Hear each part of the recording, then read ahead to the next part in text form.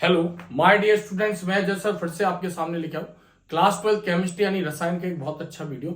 आज हम बात करने वाले हैं कि जो त्रैमासिक एग्जाम होगा यानी जो फर्स्ट टर्म के जो एग्जाम होंगे और चल भी रहे हैं, इसमें जो केमिस्ट्री का पेपर आएगा वो किस टाइप से आएगा। तो जो गवर्नमेंट स्कूल की अगर हम बात करें तो उसके लिए स्पेशल गवर्नमेंट स्कूल ने एक पीडीएफ जनरेट किया है, यानी हम ये कह सकते हैं कि उसने एक प्रश्न बैंक टाइप का दिया है जिसमें टोटल 5 चैप्टरों पर जो पेपर बनेगा वो 5 चैप्टरों पर बनेगा और 70 नंबर का बनेगा, ब्लूप्रिंट के अकॉर्डिंग ही रहेगा। तो यहां पर हम बात कर सकते हैं कि उसमें जो क्वेश्चन दिए गए हैं यानी ऑब्जेक्टिव टाइप क्वेश्चन है, 2 नंबर के, 3 नंबर के, 4 नंबर के सभी प्रकार के क्वेश्चन उसमें इंक्लूड है। और चूंकि 12वीं बोर्ड परीक्षा है तो चाहे हिंदी मीडियम हो या इंग्लिश मीडियम हो, सभी के लिए उसकी इंपॉर्टेंस ही होती है। तो इसमें से कितने क्वेश्चन जो है वो फाइनल एग्जाम में आ सकते हैं और क्वेश्चन किस प्रकार के हैं, अच्छे क्वेश्चन यानी बहुत ज्यादा इंपॉर्टेंट है, इसकी आज हम बात करने वाले हैं और इसको हम सॉल्व भी करने वाले हैं इस पेपर को। और आप बने रहिए मेरे साथ।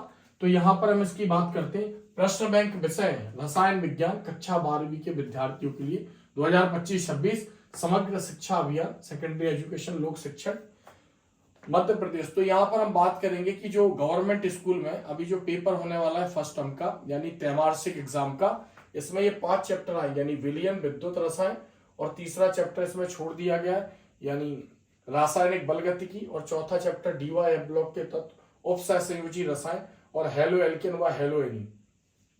ऐसे इसमें हम देखा जाए तो इन्होंने एक ब्लूप्रिंट उसका जनरेट किया है। जैसे विलियन में से 14 नंबर का आएगा, इसमें से 18 नंबर का आएगा, इसमें से 14 नंबर का आएगा, इसमें से 12 नंबर और 12 नंबर, टोटल 70 नंबर। फिर वस्तुनिष्ठ प्रश्न 1 नंबर के क्वेश्चन दिए, टोटल 28 आएंगे। इन 28 प्रश्नों को 5 भागों में बांटा होगा। चूज द करेक्ट आंसर यानी सही विकल्प चुनकर लिखिए, एक शब्द या वाक्य में उत्तर दीजिए और उसके बाद रिक्त स्थान की पूर्ति कीजिए, सत्य सत्य लिखिए और मैच द कॉलम सही जोड़ी बनाइए। 2 नंबर के यहाँ पर 7 क्वेश्चन होंगे, 14 टोटल 14 मार्क्स के होंगे। 3 नंबर के यहाँ पर 4 क्वेश्चन होंगे यानी 12 नंबर के होंगे। इसी प्रकार ये 4 नंबर के क्वेश्चन है। तो टोटल 20 क्वेश्चनों पर ये पेपर बनेगा, जिसमें से 5 ऑब्जेक्टिव टाइप क्वेश्चन है और 15 क्वेश्चन जो होंगे इसमें 2 नंबर के भी हैं, 3 नंबर के भी क्वेश्चन है और 4 नंबर के भी क्वेश्चन है। तो यहाँ पर हम देख सकते हैं ये जो गवर्नमेंट स्कूल के द्वारा जनरेट किया गया प्रश्न बैंक विषय रसायन शास्त्र कक्षा 12वीं 2025-26 त्रैमासिक परीक्षा के लिए लोक शिक्षण संचालनालय द्वारा दिया गया है। तो यहाँ पर हम क्वेश्चनों को देखेंगे और इन्हें सॉल्व भी करेंगे। तो जैसे यहाँ पर हो गया चैप्टर 1 विलियन, तो यहाँ पर बहुविकल्प टाइप क्वेश्चन यानी सही विकल्प चुनकर लिखिए। तो यहाँ पर सही विकल्प चुनकर लिखिए। क्वेश्चन पहला है जर्मन सिल्वर मिश्रण क्या होता है। तो जर्मन सिल्वर एक मिश्र धातु है। तो मिश्रण मतलब एक जब भी धातुओं को मिलाते हैं तो समांगी मिश्रण बनता है। तो जर्मन सिल्वर कॉपर, जिंक और निकल को मिलाकर बनाया गया है जर्मन सिल्वर। जैसे कॉपर जिंक मिलाते हैं तो पीतल बनता है, कॉपर और इसको मिलाते हैं एसएन को तो टिन बनता है, और जिंक प्लस एसएन का कोई ऐसा मिश्रण नहीं होता है तो ये पीतल कहलाता है, इसको जर्मन सिल्वर बोलते हैं, और ये कांसा कहलाता है। तो सही ऑप्शन जो है हमारा वो कॉपर प्लस जिंक प्लस निकल।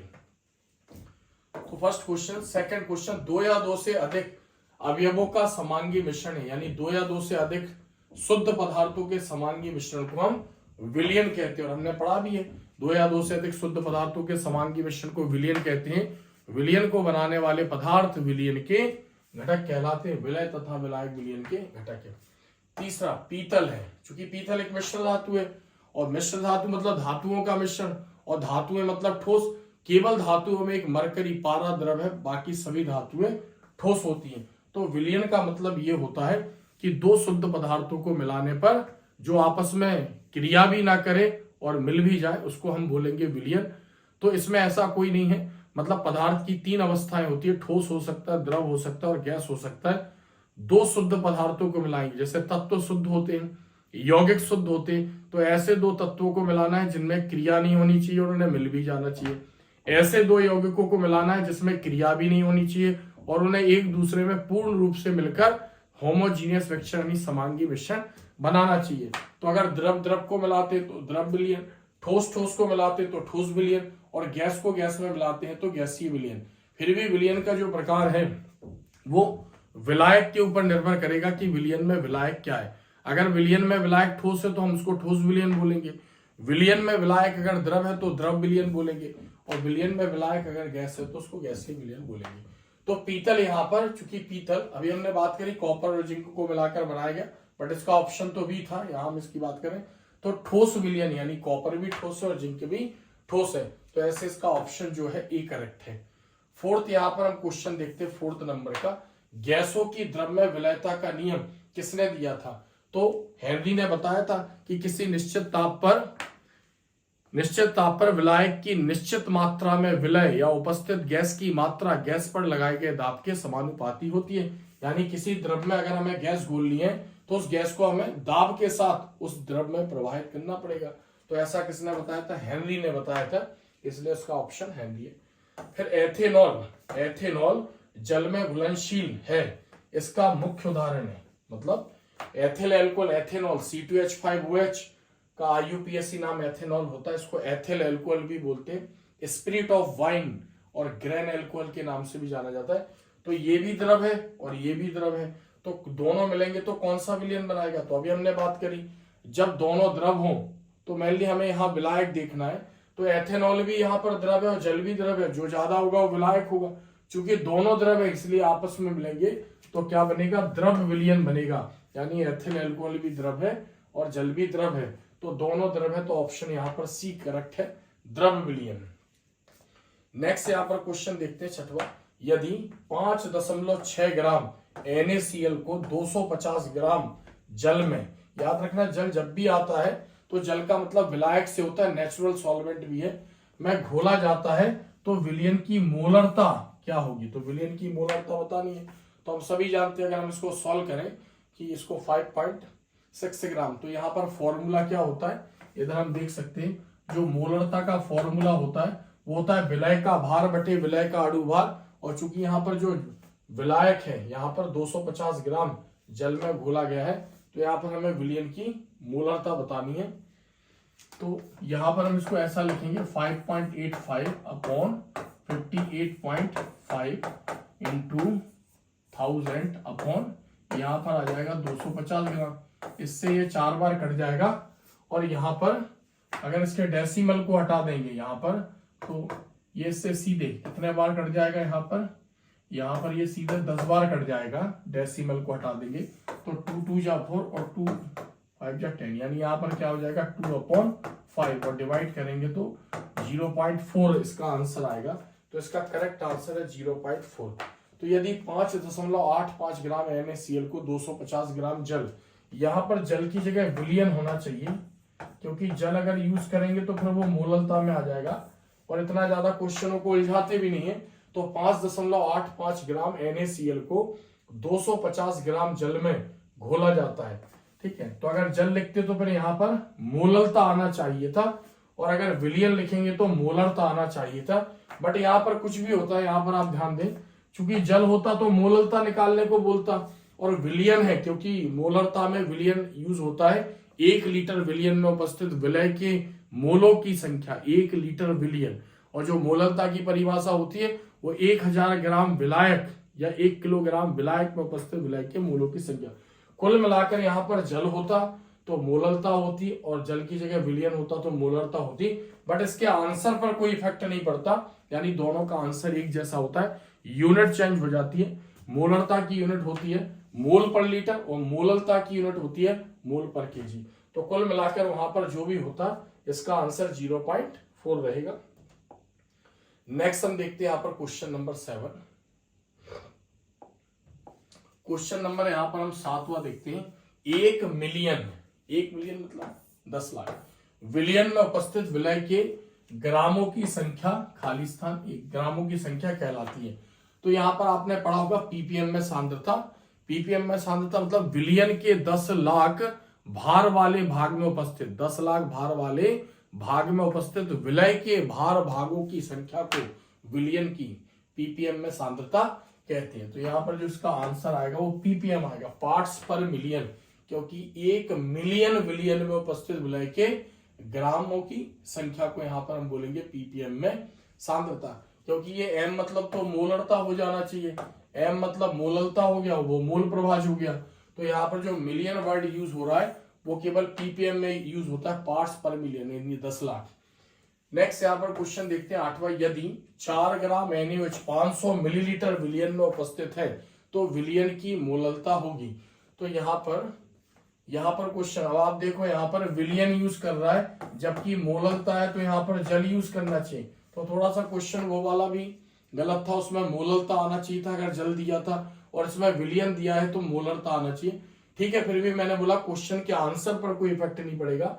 तो यहाँ पर अगर हम बात करें मोललता, तो मोललता का जो फॉर्मूला होता है यहाँ पर हम देखें, मोललता M बराबर विलय का भार। तो जो विलय का भार दिया है 4 ग्राम, विलय का अणु भार, तो जो NaOH है, NaOH का जो अणु भार होता है, सोडियम का 23, ऑक्सीजन का 16 और हाइड्रोजन का 1, तो ऐसे क्या आ जाएगा यहाँ पर 40 आ जाएगा 40 इंटू, चूंकि पदार्थ जो है वो मिलीलीटर में घुला है यहाँ पर, या यहाँ पर हम बोल सकते थे कि मोललता है तो ऐसा बोलना चाहिए था 500 ग्राम जल में, लेकिन ठीक है कोई इफेक्ट नहीं पड़ता है। और नीचे हम यहाँ पर लिख देंगे 500, चूंकि यूनिट का चेंज है, बाकी दोनों के आंसर पर कोई इफेक्ट नहीं पड़ेगा। बाकी क्वेश्चन थोड़ा सा गलत है, यहाँ पर 500 मिलीलीटर ना देकर 500 ग्राम जल देना चाहिए था, क्योंकि मोललता में परिभाषा होती है 1000 ग्राम या 1 किलोग्राम जल में उपस्थित विलय के मोलों की संख्या। तो यहाँ पर इसको यहाँ से 2 बार काटेंगे और इसको यहाँ से 10 बार काटेंगे, तो यहाँ पर आ जाएगा 2, यानी 1/5, यानी इसको सॉल्व करेंगे तो 0.2 आ जाएगा। तो यहाँ पर करेक्ट आंसर जो होगा वो ए होगा, 0.2। आप एक बार फिर से सुन लीजिए, क्वेश्चनों पर मत जाना जब भी मोललता और मोलरता वाले क्वेश्चन, क्योंकि इसमें थोड़ा सा बच्चा कंफ्यूज हो जाता है। 500 मिलीलीटर, क्योंकि एक्चुअली इतना घुमाते नहीं है एमपी बोर्ड में क्वेश्चनों को, तो सीधे सा मीनिंग है यहाँ पर 500 ग्राम जल होना चाहिए था अगर मोललता बता रहे, या फिर अगर यहाँ मोलरता अगर ऐसा दे रहा है तो फिर वहां मोलरता देना चाहिए था। नेक्स्ट क्वेश्चन देखते हैं यहाँ पर,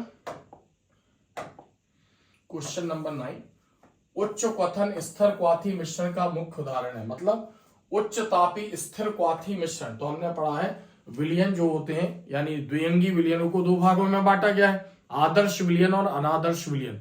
तो आदर्श विलयन मतलब जो सभी सांद्रताओं तथा सभी तापों पर राउल्ट के नियम का पालन करते हैं, और अनादर्श विलयन जो सभी सांद्रताओं तथा सभी तापों पर राउल्ट के नियम का पालन नहीं करते, और मतलब सभी सांद्रताओं सभी तापों पर राउल्ट के नियम का पालन नहीं करते, अनादर्श विलयन कहलाते। इसके मतलब बनने पर जो विलयन की एंथैल्पी होती है और आयतन होता है, उन दोनों में परिवर्तन हो जाता है। तो 2 प्रकार से उनको बांट दिया गया अनादर्श को, एक उच्च तापी स्थिर क्वाथी और एक निम्न तापी स्थिर क्वाथी। अगर विलय और विलायक को मिलाते हैं और वो मिलते नहीं है तो हम उसको बोलते हैं निम्न तापी स्थिर क्वाथी मिश्रण, और दोनों अगर क्रिया करते हैं तो फिर उनको गर्म करके वाष्प बनाने में ज्यादा टेम्परेचर देना पड़ता है। तो यहाँ पर इसका जो आंसर होगा वो HNO3 प्लस H2O होगा। तो यहाँ पर उच्च क्वथन स्थिर क्वाथी मिश्रण का मुख्य उदाहरण है HNO3 प्लस H2O।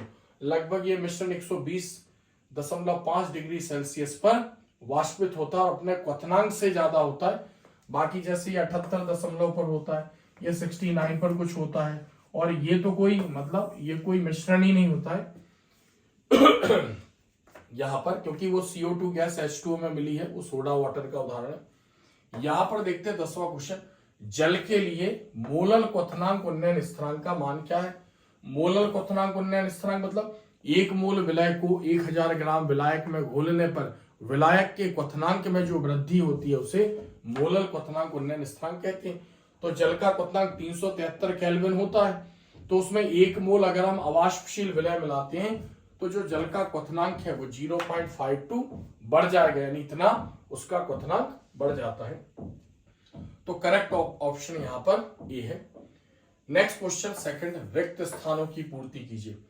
यदि हम कोशिका को 0.9% से अधिक सोडियम क्लोराइड विलयन में रख दें तो जल कोशिका से बाहर प्रवाहित हो जाएगा, यानी कोशिका के अंदर का जल सोडियम क्लोराइड में आ जाएगा, और जो कोशिका है चूंकि जल निकल गया तो कोशिका संकुचित हो जाएगी। इस प्रकार के विलयन को हम अति परासरी विलयन बोलेंगे। क्या बोलेंगे इसको?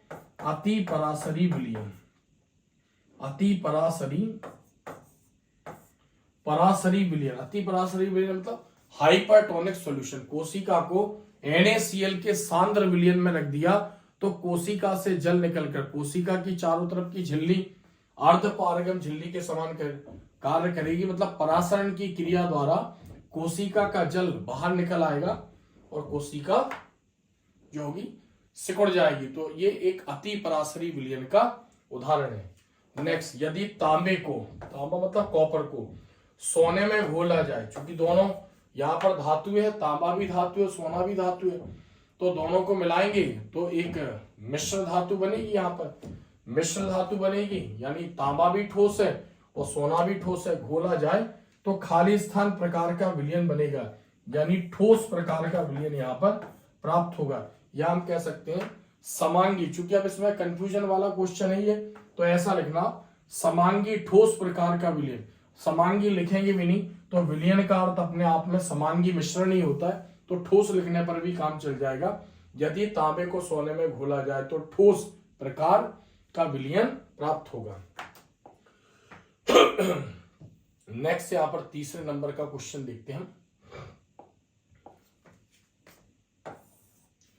एक समान परासरण दाब वाले, एक समान मतलब जिनके परासरण दाब समान होते वाले दो विलयन खाली स्थान विलयन कहलाते हैं। तो हमने पढ़ा है इसका जो आंसर होगा वो होगा समपरासरी। समपरासरी विलयन तो हमने पढ़ा भी है। ऐसे विलयन जिनके परासरण दाब समान होते हैं समपरासरी विलयन कहलाते हैं। ऐसे विलयनों को अर्धपारगम में झिल्ली द्वारा अलग रखने पर विलायक के अणुओं का बहाव किसी भी ओर नहीं होता है। चौथा, ऐसे सभी विलयन जो प्रत्येक ताप पर यानी सभी तापों पर और सभी सांद्रताओं पर राउल्ट के नियम का पालन करते हैं खाली स्थान विलयन कहलाते हैं, आदर्श विलयन कहलाते हैं। आदर्श विलयन कहलाते हैं। तो आदर्श विलयन के बारे में कहा भी जाता है वे विलयन जो सभी सांद्रताओं यानी चाहे गाढ़े या पतले हों, सभी तापों पर गर्म या ठंडे हों, यानी राउल्ट के नियम का पालन करते। राउल्ट के नियम का पालन करते मतलब विलय को विलायक में जब मिलाएंगे तो ना तो उसके ताप में परिवर्तन होगा और ना ही उसके आयतन में परिवर्तन होगा। चाहे विलय ठंडा या गर्म हो, चाहे विलय सांद्र या तनु हो, चाहे विलायक ठंडा या गर्म हो, चाहे विलायक सांद्र और तनु, मतलब विलय विलायक के ताप और सांद्रताएं जो भी रहें, लेकिन दोनों को मिलाने पर उनमें कोई भी परिवर्तन नहीं होना चाहिए। स्थिर ताप पर ताप को स्थिर रखा जाए। किसी गैस की द्रव्य विलयता और गैस को किसी द्रव्य में घोलेंगे, गैस की द्रव्य विलयता गैस के आंशिक दाब के समानुपाती होती है। ऐसा किसने कहा था? हेनरी ने कहा था। स्थिर ताप पर किसी गैस की द्रव्य विलयता गैस पर लगाए गए दाब के समानुपाती होती है। इसको हेनरी ने बोला था, तो यहां पर आएगा हेनरी का नियम। वह दाब जो विलायक के प्रभाव को मात्र रोकता है, मतलब वह दाब जो विलायक को, मतलब हम ये कह सकते हैं कि जब अर्धपारगम में झिल्ली द्वारा एक तरफ विलयन एक तरफ विलायक रखेंगे तो विलायक के अणु अपने आप स्वतः अर्धपारगम झिल्ली से होकर विलयन की ओर जाने लगते हैं, और यह क्रिया तब तक होती है जब तक कि दोनों ओर की सांद्रता बराबर नहीं हो जाती है। और अगर हमें रोकना है वह दाब जो किसी विलायक के प्रभाव को रोकता है, अब हमें रोकना है विलायक को विलयन में जाने से, तो विपरीत दिशा में दाब लगाना पड़ेगा, जिसको बोलेंगे हम परासरण दाब। तो यहाँ पर हमारा आंसर क्या आएगा? परासरण दाब। परासरण दाब जो विलायक के अणुओं को अर्धपारगम झिल्ली से विलयन में आने से रोक देता है, परासरण दाब कहलाता है। विलयन की तरफ से दाब लगाया जाता है। अणु संख्या गुणधर्म मतलब विलयन के वे गुण जो विलय की प्रकृति पर निर्भर ना होकर विलय के कणों की संख्या पर निर्भर होते हैं, अणु संख्या गुणधर्म कहलाते हैं। तो अणु संख्या गुणधर्म विलयन के निश्चित आयतन में उपस्थित विलय के कणों की संख्या, इसकी परिभाषा ही होती है कि अणु संख्या गुणधर्म क्या है? विलयन के वे गुण जो विलय की प्रकृति पर निर्भर ना होकर विलय के कणों या अणुओं की संख्या पर निर्भर होते, यानी विलय के कितने कण या कितने अणु विलयन में या विलायक में घुले हैं उस पर जब निर्भर होते हैं विलयन के गुण, उसको बोलते हैं अणु संख्या गुणधर्म। अणुओं की संख्या पर निर्भर करने वाले गुण, अणुओं की संख्या पर निर्भर करने वाले गुण अणु संख्या गुणधर्म। तो किसके अणु? क्योंकि हम जानते हैं जो विलायक होता है उसकी कोई सांद्रता नहीं होती है या उसके कारण गुण चेंज नहीं होते हैं। विलायक में जो विलय होता है उसके कारण विलयन के गुण होते हैं और वही विलायक की सांद्रता को परिवर्तित करता है। 1 लीटर, इसको 1 क्यूबिक डेसीमीटर भी बोलेंगे क्योंकि उसकी जो यूनिट होती है ऐसा ही वो डेसीमीटर। तो 1 लीटर विलयन, 1 लीटर विलयन में घुले हुए विलय के मोलों की संख्या। तो जब भी 1 लीटर विलयन की बात करेंगे और विलय के मोलों की संख्या आएगी तो वो विलयन की मोलरता कहलाती है। उसको क्या बोलेंगे? विलयन की मोलरता। 1 लीटर विलयन में उपस्थित विलय के मोलों की संख्या को विलयन की मोलरता कहते हैं। जब 6.5 ग्राम एस्पिरिन को 6.5 ग्राम एस्पिरिन को 450 ग्राम एसीटोनाइट्राइल में घोला जाए तो एस्पिरिन का एसीटोनाइट्राइल में भार प्रतिशतता खाली स्थान होगी। तो हमने पढ़ा है भार प्रतिशतता का, हमने फॉर्मूला पढ़ा हुआ है। फॉर्मूला क्या होता है? यानी विलय का भार और विलयन का भार। चूंकि यहां पर इसकी यूनिट भी ग्राम है और इसकी यूनिट भी ग्राम है, इसलिए विलयन का भार मतलब विलय का भार प्लस विलायक का भार, ये फॉर्मूला लग जाएगा यहां पर। तो यहां पर हम रख देंगे 6.5 और नीचे क्या आ जाएगा? 6.5 प्लस 450 ग्राम। फिर इसको यहां पर सॉल्व करेंगे 6.5 और यहां पर ये हो जाएगा 6.5। इसको सॉल्व करेंगे तो लगभग इसका जो भी आंसर आएगा अप्रोक्स 1.2% के आसपास इसका आंसर आएगा। तो ऐसे इसको आपको सॉल्व करना है। तो 6.5 ग्राम को 450 ग्राम एसीटोनाइट्राइल में घोला जाएगा तो उसका हमें भार प्रतिशत बताना है, यानी इसको द्रव्यमान प्रतिशतता भी बोलते हैं। चूंकि विलय का भी यहां पर भार बताया गया और विलायक का भी भार बताया गया, इस फॉर्मूले से सॉल्व करना। इस टाइप के कोई क्वेश्चन आते तो 1.2 के आसपास उसका आंसर निकलेगा। परासरण दाब का सूत्र लिखिए। अब परासरण जो दाब होता है वो मोलर सांद्रण के समानुपाती होता है और जो परासरण दाब होता है वो परम ताप के समानुपाती होता है। तो दोनों के समानुपाती होता है। परासरण दाब को पाई से प्रदर्शित करते हैं। समानुपाती का चिन्ह हटाएंगे, दोनों के बराबर समानुपाती है तो यहां पर आ जाता है CRT। यहां पर जो आ जाएगा इसका फॉर्मूला CRT। यहां पर C जो है वो मोलर सांद्रण है विलयन का, मतलब मोल प्रति लीटर। विलय की मोलों, 1 लीटर विलयन में उपस्थित विलय के मोलों की संख्या को हम बोलते हैं मोलर सांद्रण और T यहां पर विलयन का परमता। तो हमें यहां पर फॉर्मूला लिखना है पाई इक्वल्स टू CRT। सत्य असत्य यहां पर हम बात करेंगे। सत्य असत्य, ट्रू एंड फॉल्स। पहला, 1000 ग्राम विलायक, 1000 ग्राम विलायक मतलब 1 किलोग्राम विलायक में उपस्थित विलय के मोलों की संख्या को मोलरता कहते हैं। तो यहां पर विलायक दिया हुआ है और ग्राम में दिया हुआ है तो यहां पर ये मोलरता कहलाती। तो यहां पर इसमें मोलरता दे रखा है, इसलिए हम यहां पर कहेंगे ये कैसा है? ये असत्य है, क्योंकि 1000 ग्राम विलायक में उपस्थित विलय के मोलों की संख्या को मोलरता कहते हैं, इसमें मोलरता दिया हुआ है। निश्चित ताप पर विलयन का परासरण दाब, निश्चित ताप पर विलयन का परासरण दाब विलय के मोलर सांद्रण के समानुपाती होता है। ये सत्य है क्योंकि परासरण दाब विलय के मोलर सांद्रण, विलयन के मोलर सांद्रण के समानुपाती होता है और परासरण दाब विलयन के परम ताप के समानुपाती होता है। तो एक करेक्ट यहां पर स्टेटमेंट है, तो हम ये बोलेंगे ट्रू है, ये सत्य है। फिर ऐसे विलयन, ऐसे सभी गुणधर्म जो विलयन में उपस्थित कुल कणों की संख्या पर निर्भर होते हैं। तो अभी हमने पढ़ा, यानी विलयन के ऐसे गुण जो उसके कणों या अणुओं की संख्या पर निर्भर होते हैं, उसकी प्रकृति पर निर्भर नहीं होते। प्रकृति मतलब जो विलयन में विलय घुला हुआ है वो ठोस है, द्रव है या गैस है, उस विलय के कण का आकार बड़ा है या बहुत छोटा है, इससे मतलब नहीं है। विलय के कितने कण विलयन में घुले हुए हैं उस पर निर्भर करते हैं, अणु संख्या गुणधर्म कहलाते हैं। तो बिल्कुल ये करेक्ट स्टेटमेंट है, तो यहां पर हम बोलेंगे ये सत्य है।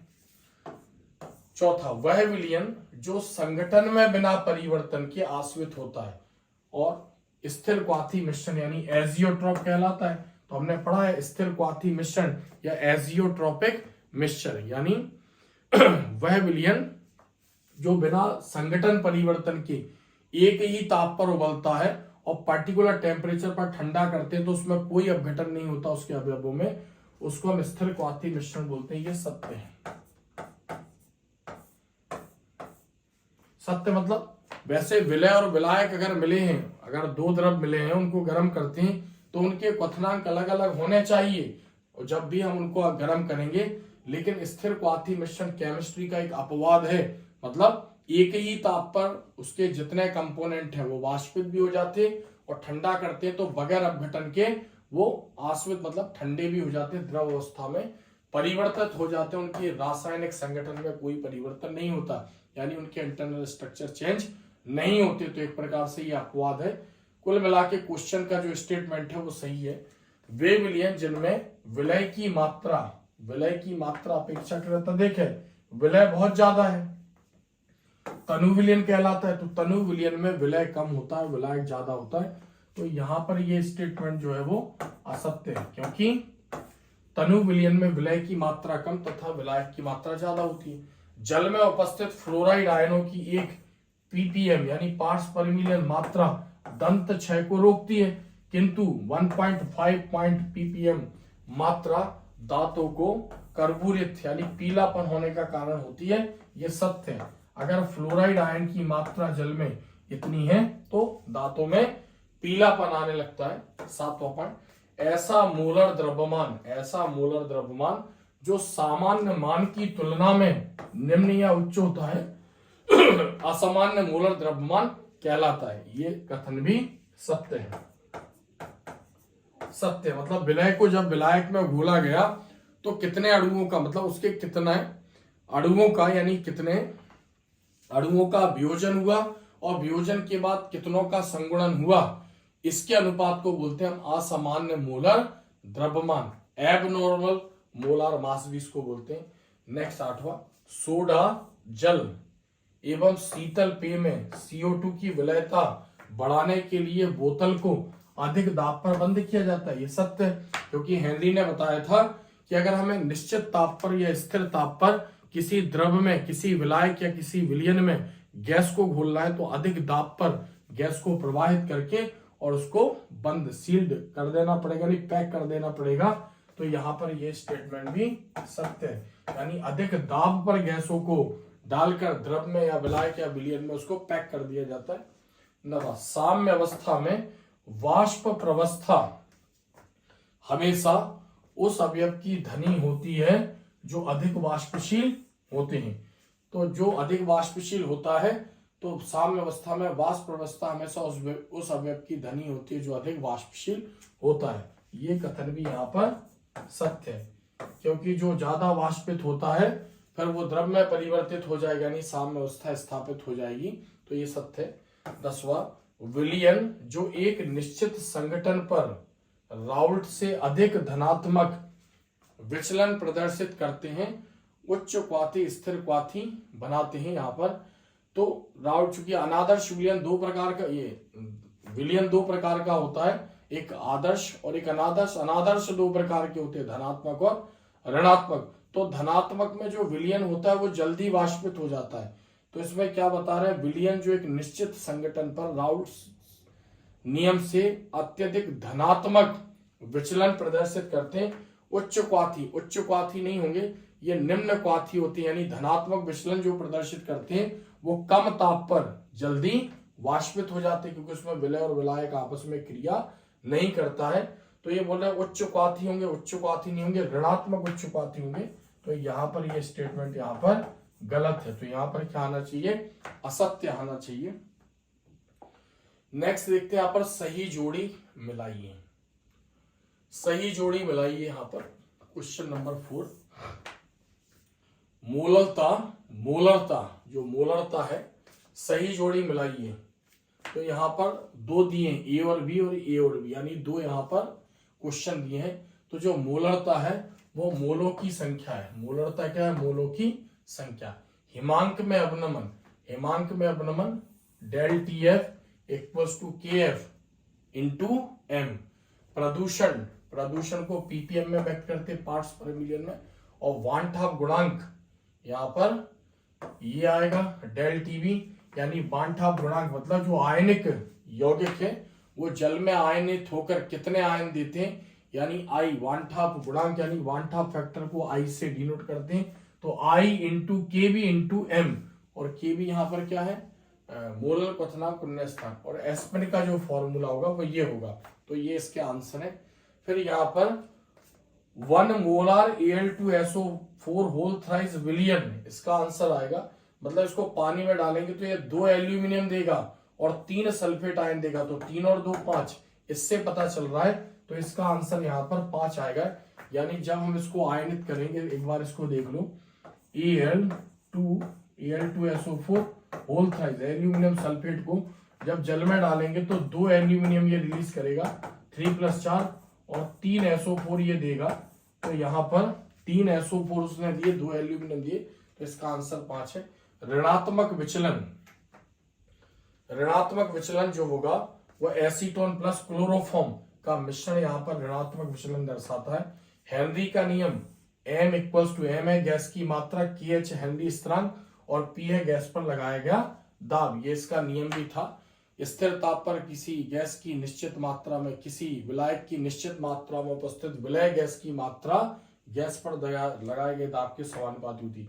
गैस का द्रव्यमय विलयन, यानी जब गैस को द्रव में मिलाएंगे तो यहाँ पर ये सोडा वाटर का एग्जाम्पल बनेगा, क्योंकि CO2 गैस को द्रव में मिलाते। ठोस का गैस में विलयन, ये धुआं होता है, जो ठोस होते हैं, कार्बन के कण वायु में मिलते, तो कार्बन जो है वो ठोस है, तो धुआं जो है वो ठोस का गैस में विलयन है। नेक्स्ट यहाँ पर 5वां क्वेश्चन देखते हैं, एक शब्द या वाक्य में उत्तर दीजिए। क्वेश्चन नंबर 5, किसी विलयन के 1000 ग्राम विलायक, किसी विलयन के 1000 ग्राम विलायक में उपस्थित विलय के मोलों की संख्या को मोललता कहते हैं। यानी 1000 ग्राम विलायक यूज हो रहा है, तो ये क्या कहलाएगी यहाँ पर, मोललता। बिना संगठन में परिवर्तन के निश्चित ताप पर आश्रित होने वाले, मतलब वे विलयन जो एक ही ताप पर उबलते हैं और बाष्पें बनती हैं और आश्रित हो जाते हैं, उसको बोलते हैं हम स्थिर क्वाथी मिश्रण, एजियोट्रॉप। अभी ऊपर आया था ये एजियोट्रॉप, या इसको बोलते हैं हम स्थिर क्वाथी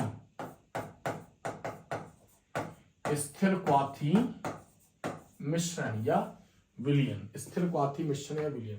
परासरण दाब का सूत्र लिखिए, अभी आया था ऊपर, पाई = CRT। C क्या है, मोलर सांद्रण, R क्या है, विलयन स्थिरांक, 0.0821 लीटर उसकी वैल्यू होती है। आदर्श विलयन एक उदाहरण है, आदर्श विलयन का एक उदाहरण देना है, तो कोई भी उदाहरण यहाँ पर देख सकते हैं, जैसे chlorobenzene plus bromobenzene, ethyl chloride plus ethyl bromide, जो भी यहाँ पर हम एग्जांपल दें, ethyl chloride plus ethyl bromide. अब इसमें से जो कम होगा वो विलय कहलाएगा और जो ज्यादा होगा वो विलायक कहलाएगा, ब्रोमाइड। विपरीत परासरण में अर्धपारगम झिल्ली किसकी बनी होती है? विपरीत परासरण में अर्धपारगम झिल्ली जो बनी होती है वो सेल्यूलोज, यानी कुछ यहां पर होता है सेल्यूलोज एसीटेट करके कोई कंपाउंड होता है।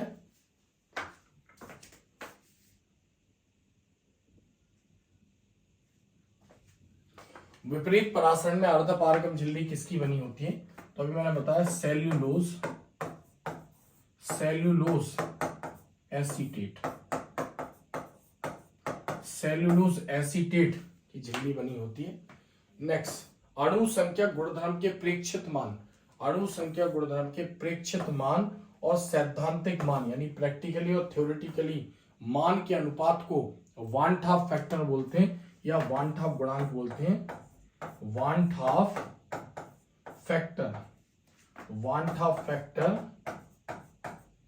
फैक्टर की जगह हम गुणांक शब्द भी यूज करते हैं, वान हाफ फैक्टर या वान हाफ गुणांक। तो चूंकि ये असामान्य मोलर द्रव्यमान पर आधारित होता है, विलय को विलयन में डाला गया, कितना आयनित हुआ, आयनित होने के बाद कितना संगुणित हुआ, उसके बेस पर प्रेक्षित मान यानी प्रैक्टिकल वैल्यू, प्रैक्टिकल डेटा और थ्योरेटिकल डेटा यानी प्रेक्षित मान एवं सैद्धांतिक मान के अनुपात को वान हाफ फैक्टर या वान हाफ गुणांक कहते हैं। नेक्स्ट यहां पर देखते हैं, एक ऐसे ठोस विलयन का उदाहरण दीजिए जिसमें विलय कोई गैस है, तो सोडा वाटर। सोडा वाटर का उदाहरण दे सकते हैं, यानी CO2 को किसमें घोला गया, जल में घोला गया है। बट यहाँ पर ये भी लिख सकते हैं और यहाँ पर हमें सोडा वाटर, क्योंकि वहां पर कोई नाम लिखने को नहीं बोल रहा है। ऐसे ठोस विलयन का उदाहरण दीजिए जिसमें विलय कोई गैस है, ऐसा भी लिख सकते हैं, नाम लिख सकते हैं सोडा वाटर। फिर अर्धपारगम झिल्ली मुख्य रूप से किसकी बनी होती है, तो अर्धपारगम झिल्ली मुख्य रूप से, तो यहाँ पर ये नहीं बता रहा है कि फॉस्फोग्लिसराइड की बनी होती है प्लस प्रोटीन की बनी होती है, तो यहाँ पर ये नहीं बता रहा है कि रासायनिक झिल्ली या नेचुरल झिल्ली।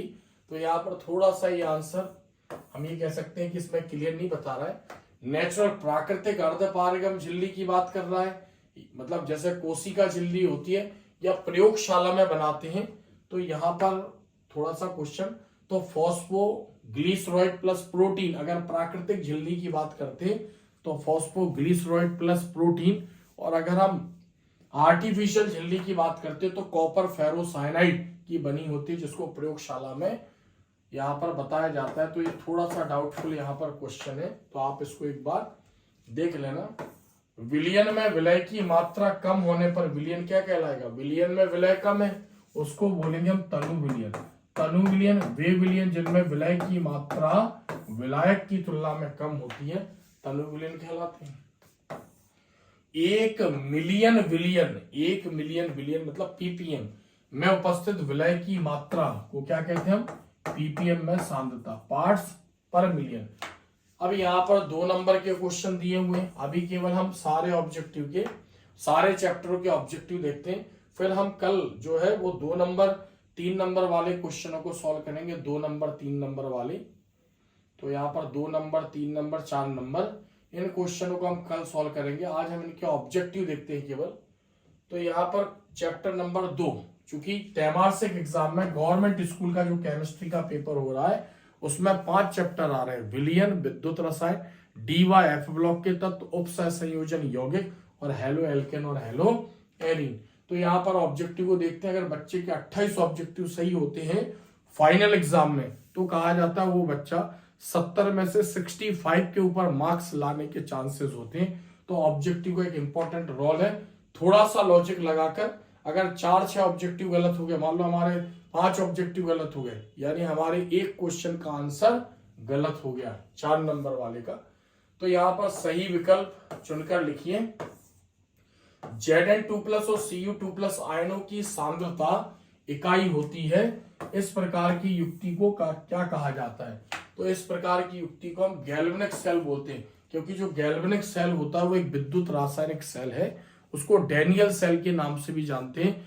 तो जो गैल्वेनिक सेल है उसमें जिंक की जो छड़ होती है, यानी जिंक इलेक्ट्रोड को ZnSO4 के विलयन में और कॉपर इलेक्ट्रोड को कॉपर सल्फेट के विलयन में रखते हैं, तो Zn2+ आयन के रूप में आ जाते हैं और Cu2+ इलेक्ट्रोड पर जाकर जमा हो जाते हैं। इस पर ऑक्सीकरण की क्रिया होती है, इस पर अपचयन की क्रिया होती है, और यहाँ गैल्वेनिक सेल का उदाहरण है।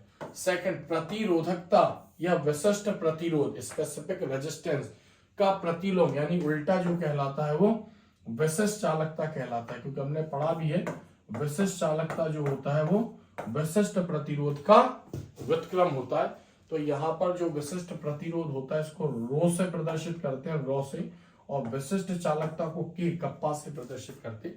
तीसरा क्वेश्चन, मोलर चालकता और आणविक चालकता की इकाई क्या है, तो मोलर चालकता की इकाई ओम इनवर्स सेंटीमीटर स्क्वायर और मोल इनवर्स होती है।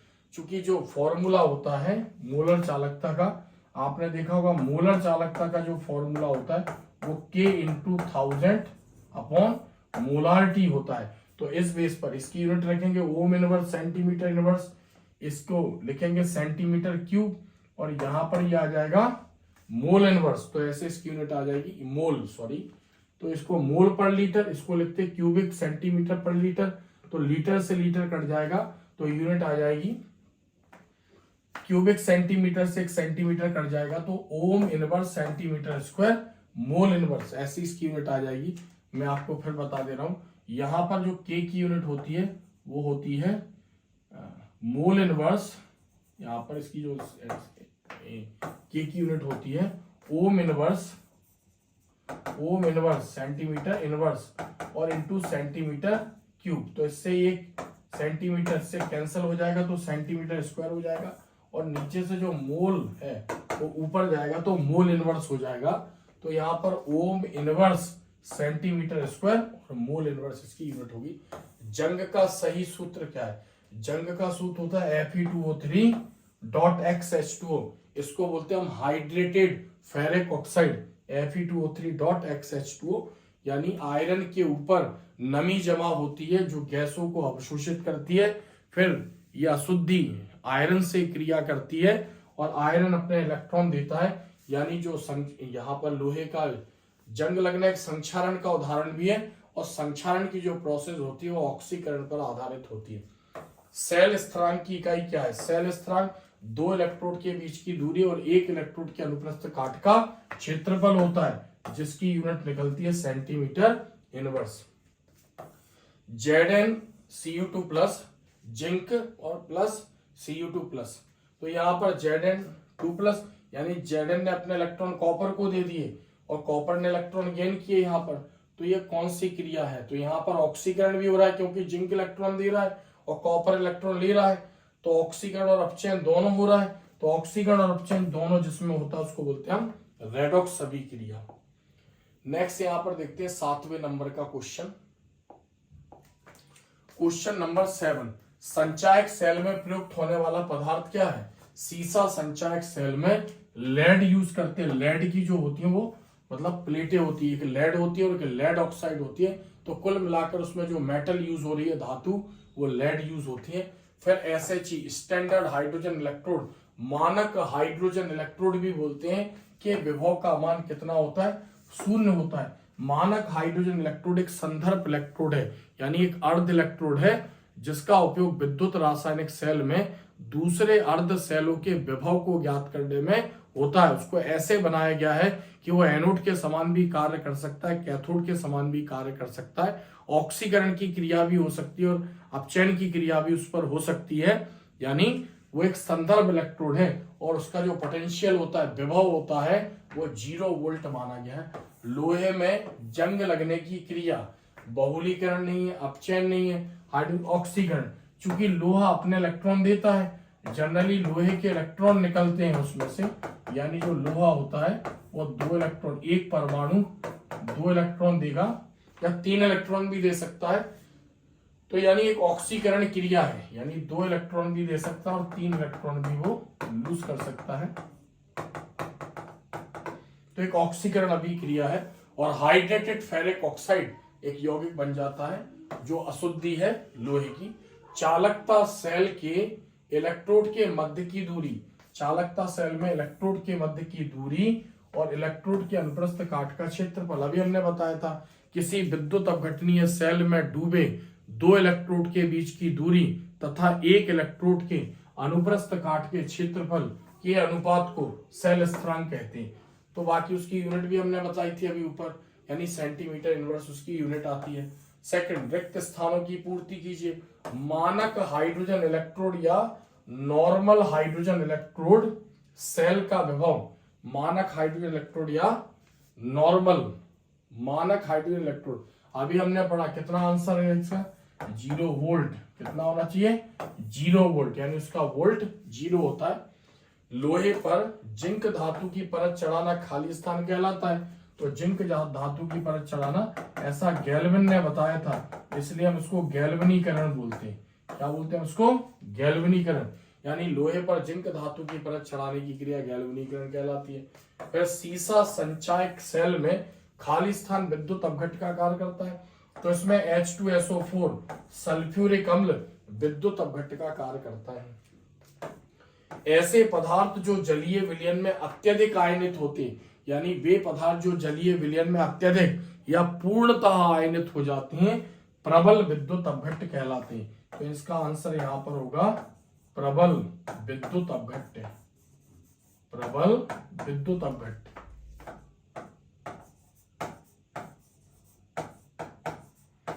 प्रबल विद्युत अपघट्ट। खाली स्थान में ईंधन की रासायनिक ऊर्जा को विद्युत ऊर्जा में बदला जाता है। ईंधन की रासायनिक ऊर्जा को, यानी ईंधन की जो रासायनिक ऊर्जा है, केमिकल एनर्जी को विद्युत ऊर्जा में बदला जाता है। तो इसमें ईंधन सेल, आंसर क्या आएगा? ईंधन सेल। हाइड्रोजन और ऑक्सीजन का जो सेल बना होगा वो ईंधन सेल कहलाता है। रासायनिक क्रियाओं के दौरान ऊर्जा उत्पन्न होती है, उसको विद्युत ऊर्जा में बदला जाता है।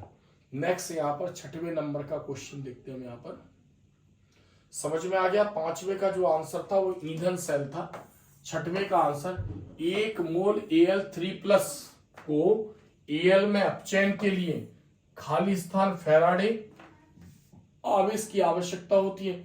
1 मोल जो फैराडे, यानी 1 मोल इलेक्ट्रॉन की अगर हम बात करें तो 1 मोल इलेक्ट्रॉन आवेश यानी +1 वैलेंसी को उसके उदासीन परमाणु में कन्वर्ट करता है। तो यहां पर हम ये कह सकते हैं कि 3 फैराडे, क्योंकि 3 मोल इलेक्ट्रॉन आवेश इसको चाहिए रहेगा, क्योंकि चूंकि जनरली मोल में डिनोट करते हैं हर छोटी सी वैल्यू को।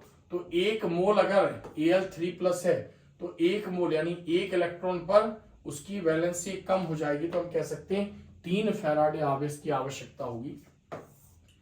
गलित CaCl2 से 20 ग्राम CO को प्राप्त करने के लिए खाली स्थान फैराडे विद्युत की आवश्यकता होगी।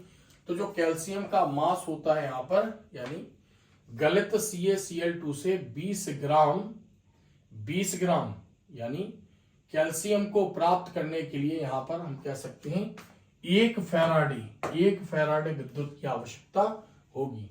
H2O2 ये ईंधन सेल है की दक्षता, ईंधन सेल की दक्षता लगभग, H2O2 और ईंधन सेल की दक्षता लगभग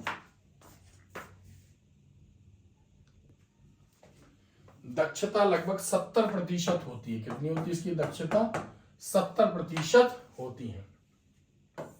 नेक्स्ट यहां पर क्वेश्चन है, 298 केल्विन पर 0.2 MkCl विलयन की चालकता 0.0248 सीमेन सेंटीमीटर इनवर्स है, तो इसकी मोलर चालकता खाली स्थान होगी।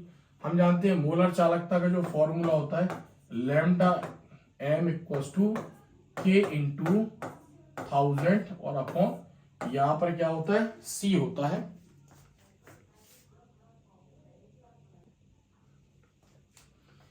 टू 98 केल्विन पर 0.20 मोलार KCl विलयन की चालकता 0.0248 सीमेन सेंटीमीटर इनवर्स है, तो इसकी मोलर चालकता खाली स्थान होगी। तो मोलर चालकता निकालनी है, तो यहाँ पर जो K दिया है, यहाँ पर वो K की जो वैल्यू दी है, यानी जो ये क्या है सीमेन सेंटीमीटर, यानी ये K यानी हम ये कह सकते हैं इसकी कप्पा यानी विशिष्ट चालकता की इकाई होती है। तो ऐसे हम इसकी वैल्यू को आइडेंटिफाई कर लेते हैं। तो इसकी वैल्यू क्या आएगी? 0.0248 और यहाँ पर जो C है वो कंडक्टिविटी है, यानी मोलरता होती है, तभी वहां पर उसकी यूनिट में मोल इनवर्स आता है। तो इससे हम इसको पहचान पाएंगे M से। तो यहाँ पर इसकी वैल्यू है 0.20 और इंटू 1000। इसको जब हम सॉल्व करेंगे इंटू 1000 तो यहाँ पर इसका आंसर आएगा 124 सीमेन सेंटीमीटर स्क्वायर मोल इनवर्स, क्योंकि मोलर चालकता की इकाई क्या होती है? सीमेन सेंटीमीटर या mole inverse centimetre square, sorry ohm inverse centimetre square mole inverse. और जो ओम इनवर्स होता है वो सीमेंस होता है, यानी हम क्या बोलते हैं उसको? प्रतिरोध का उल्टा जो होता है वो चालकत्व होता है, जिसको हम सीमेंस बोलते हैं। यानी चालकत्व के व्युत्क्रम को हम प्रतिरोध, यानी जो चालकत्व का व्युत्क्रम होता है वो प्रतिरोध होता है, उसकी यूनिट जो होती है वो ओम इनवर्स, और ओम इनवर्स जो होती है वो सीमेंस के बराबर है। ऐसे गैल्वनी सेलों को जिनमें हाइड्रोजन, मेथेन, मेथेनॉल आदि ईंधनों की दहन ऊर्जा को सीधे विद्युत ऊर्जा में परिवर्तित कर देते हैं, वो ईंधन सेल कहलाते हैं। क्या कहलाएंगे? ईंधन सेल।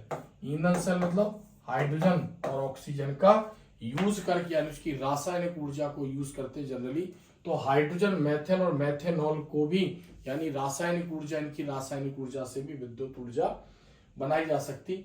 नेक्स्ट यहां पर तीसरा क्वेश्चन देखते हैं हम। सत्य सत्य असत्य। सीसा संचायक सेल की अनावेशित क्रिया PbSO2 और Pb प्लस O2 है, तो यहां पर ये असत्य है। ये अनावेशित क्रिया नहीं, यानी जब सेल डिस्चार्ज होता है तो ये क्रिया नहीं होती, ये वाली क्रिया होती है। यानी ये अगर यहां होती और PbSO4 इस तरफ होता तो हम ये कह सकते हैं अनावेशित क्रिया है। तो जब सेल को चार्ज होते करते हैं तो PbSO4 और 2H2 यानी H2 रिएक्ट करके क्रिया करके लेड ऑक्साइड और सल्फ्यूरिक एसिड बनाते, तो हम यहां पर कह सकते हैं कि ये क्वेश्चन यहां पर असत्य है, क्योंकि ये डिस्चार्जिंग क्रिया नहीं है, ये चार्जिंग रिएक्शन है, यानी आवेशित रिएक्शन है। किसी विलयन की विशिष्ट चालकता इसके घन सेंटीमीटर विलयन की चालकता है, तो ये यहां पर ऑप्शन करेक्ट है, यहां पर आंसर स्टेटमेंट सत्य है, क्योंकि जो इलेक्ट्रोड की जो दूरी होती है वो कितनी होती है सेंटीमीटर, और जो अनुप्रस्थ काट का क्षेत्रफल होता है वो सेंटीमीटर स्क्वायर होता है। तो हम ये कह सकते हैं कि एक घन सेंटीमीटर यानी क्यूबिक सेंटीमीटर विलयन की चालकता को विशिष्ट चालकता कहते हैं, ये सत्य है। किसी विलयन की आणविक चालकता उसकी विशिष्ट चालकता एवं उसके आयतन के गुणनफल के समानुपाती होती है, जिसमें विद्युत अपघट्ट का 1 मोल घुला है। किसी विलयन की आणविक चालकता उसकी विशिष्ट चालकता, यानी आणविक चालकता को ही हम मोलर चालकता बोलते हैं, तो क्या बोल रहे हैं विशिष्ट चालकता और उसके आयतन के गुणनफल के समानुपाती होती है, ये सत्य है यहां पर स्टेटमेंट। 25 डिग्री सेल्सियस व 1 वायुमंडलीय दाब पर मोलर हाइड्रोजन आयन के संपर्क में हाइड्रोजन गैस मानक हाइड्रोजन इलेक्ट्रोड का निर्माण करती है, यह सत्य है, क्योंकि जो स्टैंडर्ड हाइड्रोजन इलेक्ट्रोड है मानक हाइड्रोजन इलेक्ट्रोड को बनाया गया, यानी 1 वायुमंडलीय दाब पर शुद्ध हाइड्रोजन गैस प्रवाहित करते हैं 1 मोलर सांद्रता वाले H+ आयन के विलयन में 25 डिग्री सेल्सियस पर, यानी 298 केल्विन पर, तो ये स्टेटमेंट सत्य है। अनंत तनुता पर किसी विद्युत अपघट्ट विलयन की आणविक चालकता का मान अनंत तनुताओं पर उसके दोनों आयनों की चालकता के योग के बराबर होता है, ये कोलरास का नियम है, ये सत्य है। कोलरास ने कहा था किसी विद्युत अपघट्ट की अनंत तनुता पर मोलर चालकता 2 मानों का योग है, जिसमें से एक मान धनायन पर निर्भर होता है तथा एक मान ऋणायन पर निर्भर होता है। F2 गैस प्रबलतम ऑक्सीकारक है, सत्य है, क्योंकि इलेक्ट्रॉन लेती है, एवं फ्लोराइड आयन दुर्बल अपचायक है, मतलब इलेक्ट्रॉन नहीं लेती है। तो कहने का मतलब यहाँ पर हम ये कह सकते हैं कि ये स्टेटमेंट सत्य है। तो इसमें क्या बता रहा है कि जो F2 है वो इलेक्ट्रॉन को गेन करेगा और फ्लोराइड आयन में कन्वर्ट हो जाएगा, लेकिन फिर फ्लोराइड आयन से इलेक्ट्रॉन नहीं निकलता है, यानी वो दुर्बलतम अपचायक है, यानी कभी इलेक्ट्रॉन नहीं देता। इलेक्ट्रॉन देने वाले अपचायक कहलाते हो, लेने वाले ऑक्सीकारक। तो वो लेता तेजी से, बट इलेक्ट्रॉन लेने के बाद वो देता नहीं है, तो परमानेंट वो फ्लोराइड आयन बनाता है, यानी F नेगेटिव आयन बनाता है, स्थायी आयन। तो दुर्बलतम अपचायक है और प्रबलतम ऑक्सीकारक है। इलेक्ट्रॉन सरलता से ले लेगा ऑक्सीकारक, लेकिन सरलता से देगा नहीं इलेक्ट्रॉन लेने के बाद, इसलिए वो दुर्बलतम अपचायक है। जब इलेक्ट्रॉन एक सिरे से प्रवेश करते हैं एवं दूसरे सिरे से निकल जाते हैं, इसलिए धात्विक चालक का संगठन अपरिवर्तित रहता है, यह सत्य है। यानी धात्विक में किसी धातु में जब धारा बहती है तो उसके इंटरनल स्ट्रक्चर में कोई परिवर्तन नहीं होता है। गैल्वनी सेल की वह अर्ध सेल जिसमें ऑक्सीकरण होता है एनोड कहलाती है, एवं विलयन के सापेक्ष इसका विभव ऋणात्मक होता है। गैल्वेनिक सेल की वह अर्ध सेल जिसमें ऑक्सीकरण होता है एनोड कहलाती है, एवं विलयन के सापेक्ष इसका विभव ऋणात्मक होता है, विलयन के सापेक्ष इसका ऋणात्मक विभव होता है। तो यहां पर हम ये बोलेंगे ये सत्य स्टेटमेंट है। यहां पर नेक्स्ट यहां पर अगला क्वेश्चन देखते हैं। 1 मोल MnO4 माइनस को Mn2+ में बदलने के लिए 3 फैराडे आवेश की आवश्यकता होगी, ये सत्य है कि नहीं है? तो यहां पर ये असत्य है। क्यों असत्य है ये, इसको हम देखते हैं यहां पर ये असत्य क्यों है। तो यहां पर अगर हम बात करें MnO4, तो यहां पर MnO4 माइनस, ऑक्सीजन की वैलेंसी -2 होती है, संयोजकता -2 × 4 यानी -8, और इसमें से हम एक यहाँ पर लेस कर देंगे तो 7। तो यहाँ पर मैग्नीज की जो वैलेंसी आती है वो कितनी आती है यहाँ पर +7। 7 इलेक्ट्रॉन दे रखे हैं, तो इसको 5 और इलेक्ट्रॉन चाहिए तब कहीं जाके ये इसमें कन्वर्ट होगा, क्योंकि ऑलरेडी इसमें इसने 7 इलेक्ट्रॉन दे रखे हैं। क्योंकि ऑक्सीजन की -2 और 4 -7 -8 और इसमें से एक लेस कर देंगे इलेक्ट्रॉन इसका, तो 7 यानी 7 इलेक्ट्रॉन इसने दे रखे हैं। तो इसको Mn2+ में कब बदलेगा, जब इसके अंदर 5 और इलेक्ट्रॉन एंटर करेंगे। तो यहाँ पर 3 फैराडे आवेश नहीं चाहिए, इसको 5 फैराडे आवेश चाहिए, इसलिए ये स्टेटमेंट असत्य है। नेक्स्ट यहाँ पर क्वेश्चन देखते हैं 10वां। संक्षारण में धातु ऑक्सीजन को इलेक्ट्रॉन देकर ऑक्सीकृत हो जाती है एवं उनका ऑक्साइड बन जाता है। सत्य है, यानी जो लोहा है, आयरन है, वो अपना इलेक्ट्रॉन ऑक्सीजन को दे देता है, यानी उसके साथ क्रिया करके ऑक्साइड बना देता है। नेक्स्ट क्वेश्चन देखते हैं 4th नंबर। सही जोड़ी मिलाइए, सही जोड़ी मिलाइए। Question number 4। 1 मोल Cu2+ से Cu बना, यानी जो पॉजिटिव आयन है वो किसमें कन्वर्ट हो गया, न्यूट्रल एटम में, यानी उदासीन परमाणु में वो परिवर्तित हो गया। तो इसको इलेक्ट्रॉन कहीं से मिले हैं, यानी इसका क्या हो रहा है, अपचयन हो रहा है। फिर 1 मोल FeO से Fe2O3 बना, तो इसमें ऑक्सीजन को 2 इलेक्ट्रॉन चाहिए थे, तो इस कारण इस पर Fe के ऊपर +2 चार्ज है। लेकिन यहाँ पर ऑक्सीजन की संयोजकता -2 है, -2 × 3 -6, और इसको 2 से काट देंगे यानी +3, तो इस पर लोहे की संयोजकता जो है यानी इसके ऊपर चार्ज +3 है। तो इसका मतलब FeO से जब Fe2O3 बना तो इसको एक और इलेक्ट्रॉन देना पड़ा, यानी हम ये कह सकते हैं कि इसका क्या हो रहा है, यहाँ पर ऑक्सीकरण हो रहा है। 1 फैराडे की वैल्यू 96,500 होती है। विद्युत रासायनिक सेल एक सीसा संचायक सेल है, लेड स्टोरेज सेल है। कोलरास के नियम यानी लैम्डा इन्फिनिटम यानी अनंत तनुता पर मोलर चालकता, अनंत तनुता पर मोलर चालकता धनायन और ऋणायन का योग होती है। तो कोलरास का फॉर्मूला है। द्वितीय सेल, यहां पर जो द्वितीय सेल है, यहां पर विद्युत रासायनिक सेल यहां पर गलत हुआ, यहां ध्यान दें। विद्युत रासायनिक सेल एक डेनियल सेल है, विद्युत रासायनिक सेल जो है वहां पर डेनियल सेल है, और द्वितीयक सेल का एग्जाम्पल जो है वो सीसा संचायक सेल है। तो यहां पर मैं फिर से बता दे रहा हूं, यहां पर थोड़ा सा गड़बड़ी हुई है। इसका अपचयन हो रहा है, इसका ऑक्सीकरण हो रहा है। 1 फैराडे की वैल्यू 96,500 है। विद्युत रासायनिक सेल डेनियल सेल है, और कोलरास का नियम ये है। और जो द्वितीयक सेल है वो सीसा संचायक सेल है, और सेल स्थिरांक सेंटीमीटर इनवर्स है। एक शब्द या वाक्य में उत्तर दीजिए, एक शब्द या वाक्य में उत्तर दीजिए। इसको देखते हैं।